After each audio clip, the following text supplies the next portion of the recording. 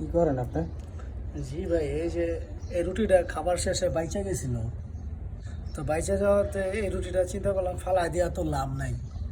ছিঁড়া ছিঁড়া দিলে এখানকার যে ঘুঘু পাখি আছে, চড়ুই পাখি আছে, কবুতর আছে, তারা এগুলা মনে করো যে খায়া নেয় স্বাচ্ছন্দ্যে।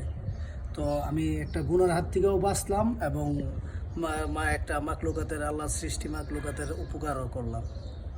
এটা ছিঁড়ে না দিলে এমনি দিলে হয় না? এমনি দিলে আসলে ওরা তো ছিঁড়ার মতন ওদের ক্ষমতা নাই, সেজন্য ওরা ছিঁড়া খাইতে পারে না। এমনি দিলে ফালা থেকে পয়সা নষ্ট হয়ে যায়।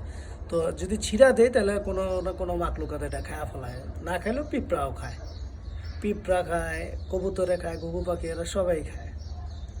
তো আমি এটা নেকিও কামাইলাম, আমার খানাটার অপচয় এবং গুনার হাত থেকেও বাঁচলাম। আপনাদের যে আপনাদের যে অবশিষ্ট খানাগুলা যা থাকে এগুলা ডাস্টবিন অথবা